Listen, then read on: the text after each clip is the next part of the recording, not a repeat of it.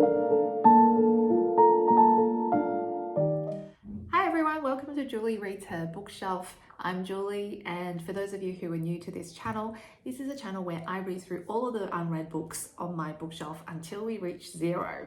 And today I want to continue with my bookshelf tour in detail, mostly because this is March and there will be no March wrap up because I am in the middle of Les Miserables by Victor Hugo, and I'm unlikely to finish it this month, but I am enjoying it, so I'll give an update on that book when I finish it next month. But in the absence of kind of my usual monthly wrap-up video, I thought I'd do another video on some of my favorite hardback editions. If you didn't watch my last video, I'll leave a link to it in the description box, but I talked about one of my favorite hardback editions in my last video being the Reader's Digest World's Best Reading series. And I thought I'd keep going through some of my vintage hardback editions because I have a real taste for them, and I'm also quite particular about which ones I like. And one of the things that makes me sad when I go to secondhand bookshops is that I often come across vintage hardbacks that look like they've never even been opened. Someone's clearly just bought a set, had it on their bookshelf for display for a long time, and then gotten rid of it. So I feel kind of sad about that. And so I feel like it is in my life's mission to rescue these vintage hardbacks from obscurity and give them the love that they deserve.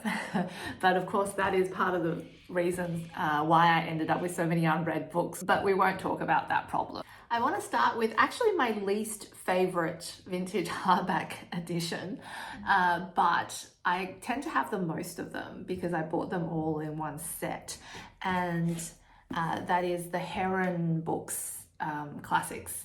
So Heron Books, as far as I can tell, it's a British publisher. They are relatively cheaply printed hardback editions. They're faux leather. One of the reasons why I don't like them is that they tend to always crack along here. So for all the copies I own, almost, I have all reinforced the spine with sticky tape. I'm not a book collector in the rare or collectible book sense, so I don't mind vintage hardbacks with a little bit of sticky tape on it. For me, it's more important that it is usable and readable than anything else. But I do have quite a few of these, and I've noticed that they are actually color coordinated. So all the Victorian ones, or the English ones, are dark green. So I have here Far From the Madding Crowd by Thomas Hardy, which is the Hardy book that I own that I haven't read, and Jude the Obscure, also by Thomas Hardy, which I read last year, and I've talked about it in my previous videos as well. So those are the British or the green coloured spine ones. All the Russian ones are this kind of red and gold colour, which I actually quite like. And I've read I've read 2 of the 3 that I own. So I have Fathers and Sons by Ivan Turgenev. And I should say, if you ever do come across this edition, do not buy it because the translation is really bad.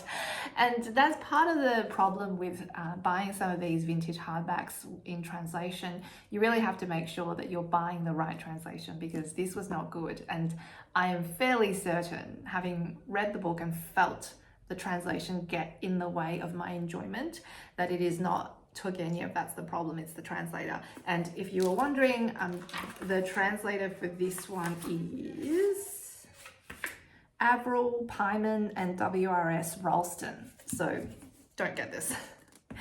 But the other 2 editions I have of this, I actually really like, because it's 2 volumes of Chekhov short stories.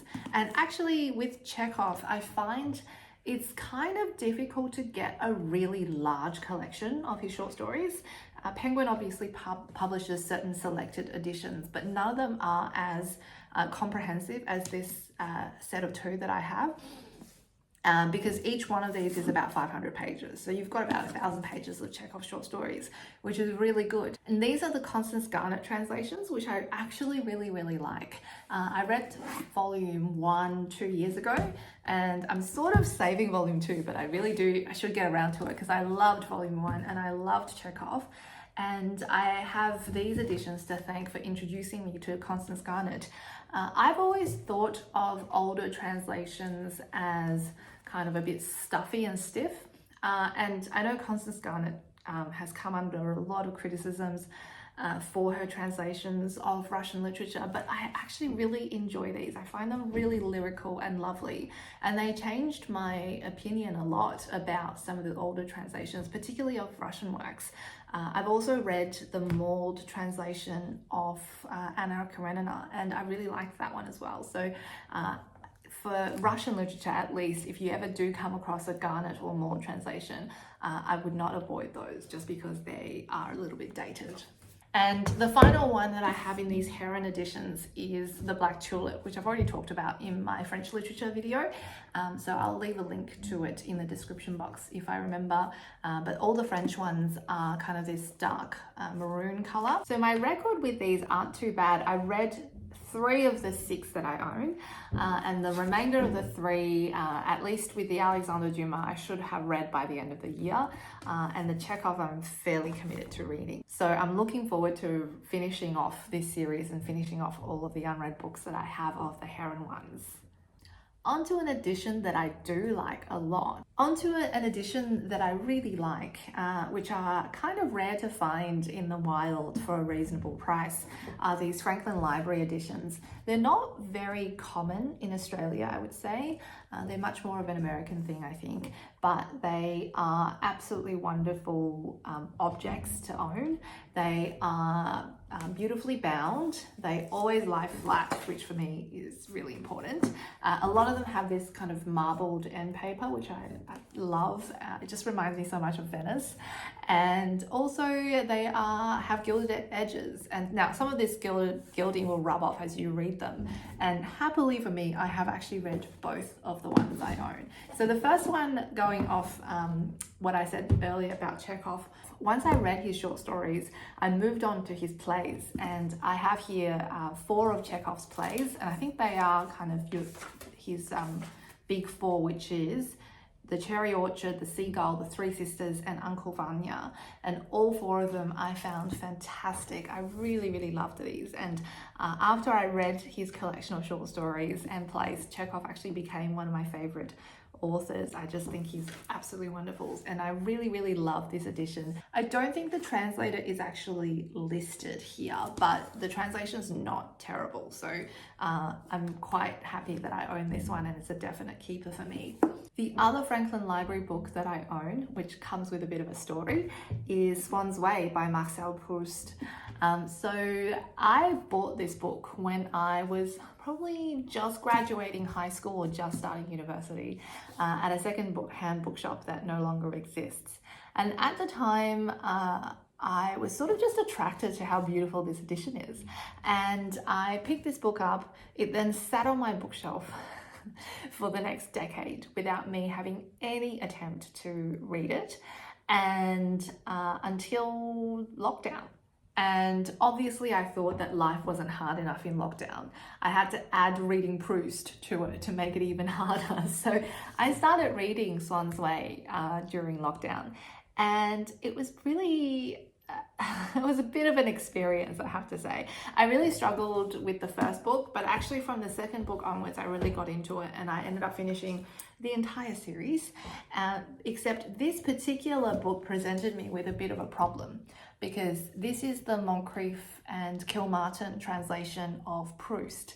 And I've mentioned previously with vintage hardbacks, you do have to be careful of the translation that you get.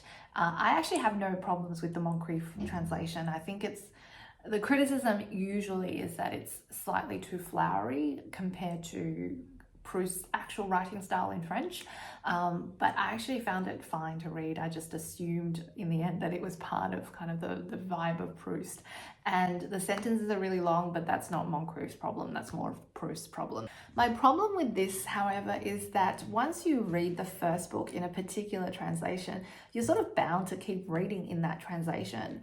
And for whatever reason during lockdown, I just found it increasingly hard to find the remainder of the series in the Moncrief and Kilmartin translation, whereas Penguin has now commissioned a brand new translation by different translators, but edited by the same person of Proust. So it would have actually been much easier for me to have started reading Proust in the Penguin newer translation than it was to keep reading the Moncrief one. So while I started on the Moncrief translation in the Franklin Library edition, I couldn't find any more of the later books in the Franklin Library editions, and I had to change to the vintage paperbacks. So Vintage still prints the Moncrief translation for Proust, but for whatever reason during lockdown, my local bookstore actually ran out of the later books of Proust in the vintage edition. And that's not uncommon. I think if you go to most bookstores, you'll easily find Swans Way. And then after Swans Way, it's a little bit iffy if you can find the rest of the series there, because a lot of people don't progress past the first book. But in the end, I had to then switch from vintage to Everymans Library. So I finished off the series, the last 3 books in the Everymans Library editions. And had I known that would be the case, I would have just bought the entire set in Everyman's Library, but I didn't. So, but while we're at it, here's Everyman's Library. This is probably, after the Franklin Library edition, one of my favorite series of hardback books. These are not vintage, but they go way back. So it is possible to get quite old editions of Everyman's Library. And I just find them incredibly well done as books. They are, again, beautifully bound, acid-free paper, lies flat, which is, again, the main thing that I look for in a hardback. And you'll notice that I don't have the dust jacket on any of my hardback books. I'm very sorry to anyone who collects hardback books, but I throw the dust jackets out. And I know it brings pain to a lot of people who collect dust jackets, but I hate dust jackets. I think they're incredibly inconvenient for reading, and they don't do the one thing that they are advertised to do, which is they don't keep dust off your books. They only keep dust off your books if you stack your books like this horizontally. If you stacked your books vertically, how would a dust jacket keep dust off? Because dust would collect here. So I don't think they do what they say on the packaging. So I always throw them out, and I don't care if that brings some people pain. It makes me happy to have my books naked. And happily, I have read all of the Everyman's Library editions that I own. So I've read obviously the 2 volumes of Proust. And the 3rd edition I have, which is actually my favorite, is Joan Didan, We Tell Ourselves Stories in Order to Live. So this is the anthology published by Everyman's Library of 6 of Joan Didan's books. And it is just absolutely wonderful because it's an authoritative collection. You can go to it from basically, for her essays, basically spanning the start of her career until towards the end. So the only stuff that's not collected in here are the later volumes that she's written about the grief of losing her husband and her daughter, and those books are not collected in here, but the earlier ones are, and I love this so much. I'm basic like that.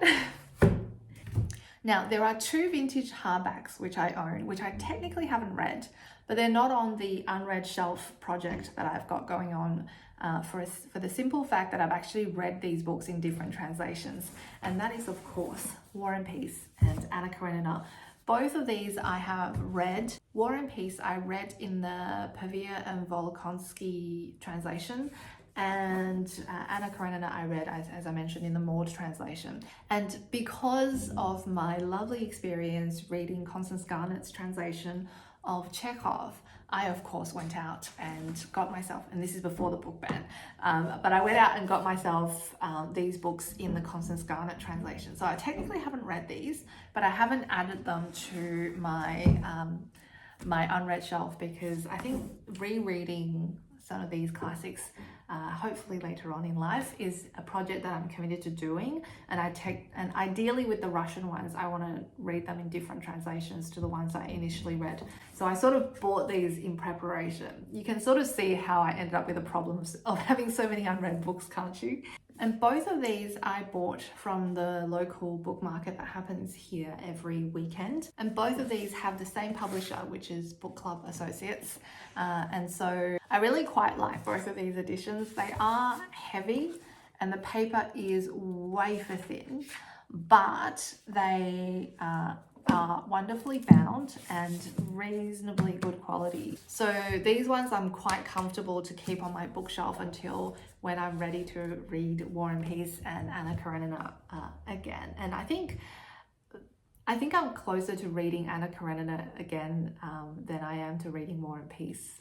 The last edition of vintage hardback that I have is, and I only have one of these, which is Heritage Press, and this is Washington Square by Henry James. And again, these are kind of rare to see in Australia. You can find them occasionally in secondhand bookstores, but they're not very common editions, primarily because they're American, but they're wonderfully done. Again, got the flat test, and they have very wide margins. They have illustrations, which may or may not matter. I suspect, for Henry James, it probably doesn't matter. I'm sort of procrastinating from reading a couple of the Henry James novels on my unread shelf because he's not exactly the barrel of laughs, Henry James.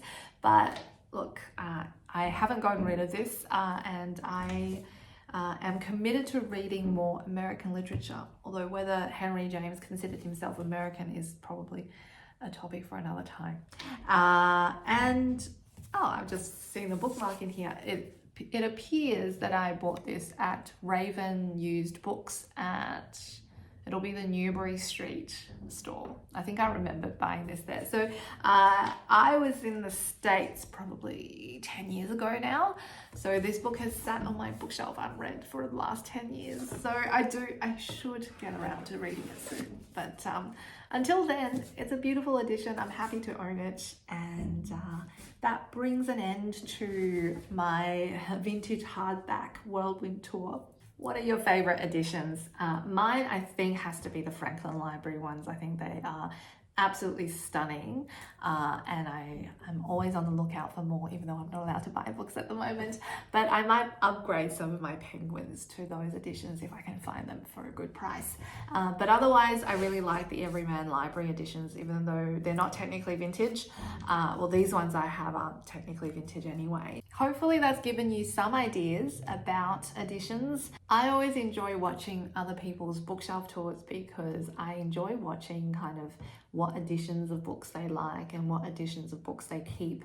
But I find with YouTube and also with TikTok to a much greater degree, people tend to own the same editions of books. So they own your typical Penguins, or they own Everymans Library editions. But hopefully this video has given you some ideas about the kind of secondhand books and their publishers that are out there. So happy hunting next time you go to a secondhand bookstore, and let me know what your favorite editions of vintage hardbacks are.